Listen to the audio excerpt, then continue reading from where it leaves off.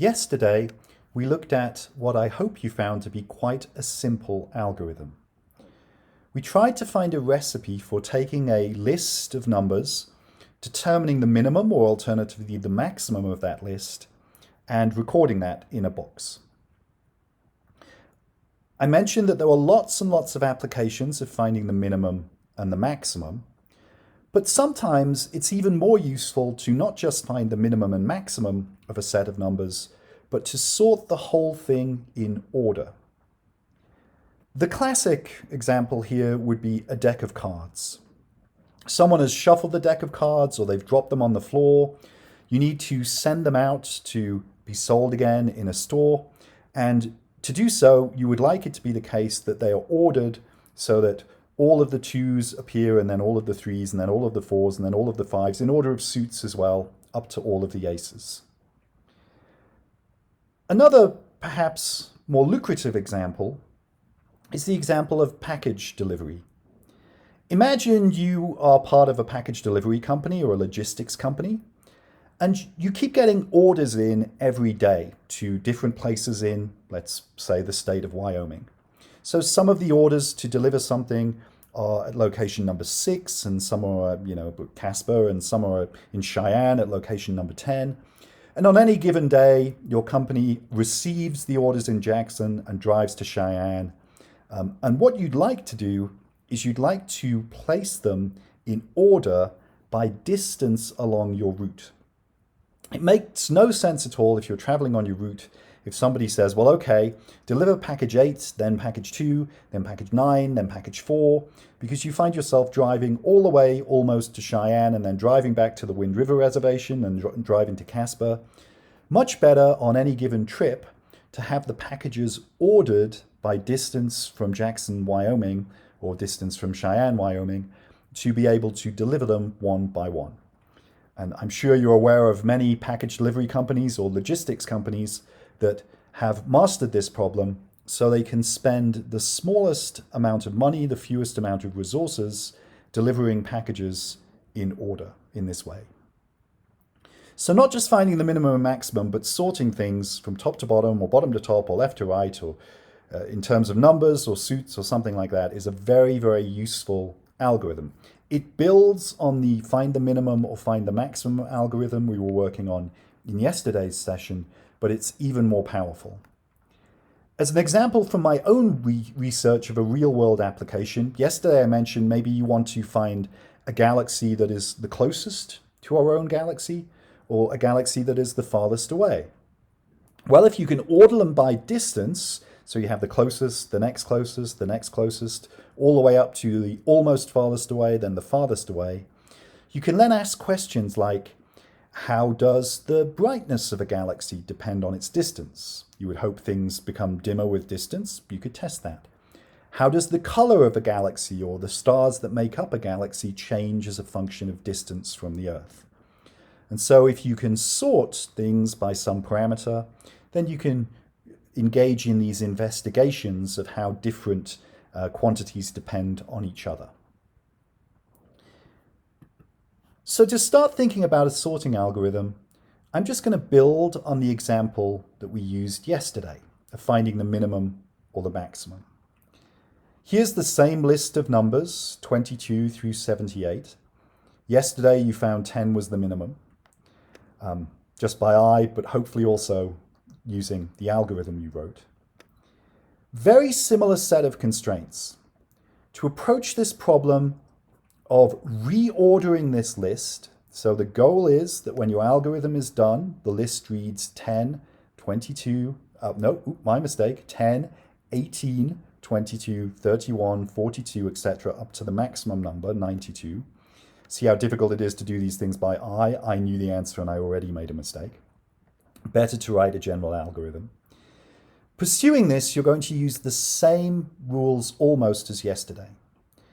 You have to move through the list one number at a time in order. So you start with 22, then you do something to 18, then to 73, then to 42. What you're allowed to do with every number in the list one by one as you move through is to perform a comparison between that number and an existing number in a box. And those comparisons can be things like, is the number bigger or smaller than the number in the box? Is it equal to or not equal to the number in the box? And for every number as you step through the list, you're then going to make a decision based on the comparison. And that decision is either to replace the number in the box or to not, to leave the existing number in the box. Very similar to yesterday, but one additional wrinkle.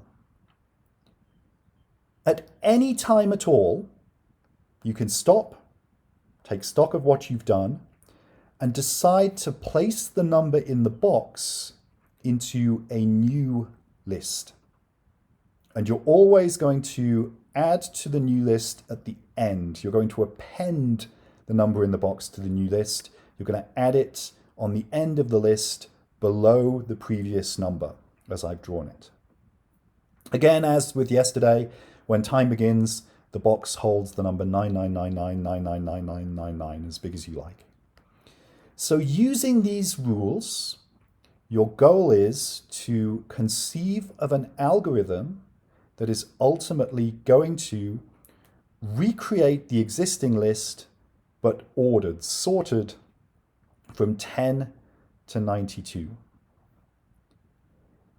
As with yesterday, I would like you to try to use particular pieces of language when you're constructing your recipe, your trips through the list. And it's important to remember, as you could yesterday, you didn't need to yesterday, but you might have done, you're allowed to go through the list many times. So you can say for number in list, do this, but then you can decide that once you've done that, again, you're going to, for number in list, do this, and you could do it again and again and again if you wanted to. Use this language, which should be familiar from yesterday. When you're making a trip through the list, you're going to write your algorithm, that part of the recipe, as for number in list.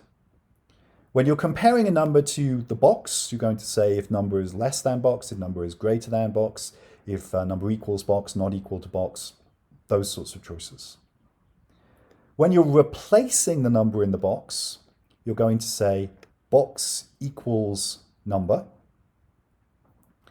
And the new addition here is when you're moving an item to the new list from the box, you're going to write that as append box to new list, where append just means we're going to add it to the end of. Use any other words as you need to describe your idea, but try to construct an algorithm in this language that results in new list, once you're done, containing all of the numbers in order. As with yesterday, when you're done, if there's enough time left, share your algorithm with somebody else. See if they agree that your work would sort the list of numbers from top to bottom, from 10 to, reminding myself, 92 in order. And see if they can spot any mistakes where it actually wouldn't quite work. And also, think about a couple of additional things. The way I've set this problem up, the way I've posed it, how many times would you need to write for number in list? How many times would you have to go through list in order to sort everything so things are in order in new list?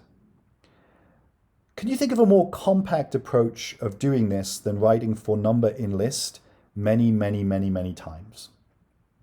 If you need to write it many times, maybe you think you only need to write it once. And as an additional concept, if you have even more time left, if you're so good that you just write this down immediately, try to come up with some other real-world applications of sorting. So applications where having numbers, or it doesn't have to be numbers, it could be items being sorted from the largest to the smallest, the reddest to the bluest, the most circular to the most square. Sorting things, it all comes down to numbers really, but sorting things in order. Come up with another real-world application or two where this would really be beneficial to solving a certain problem or to helping society in some fashion.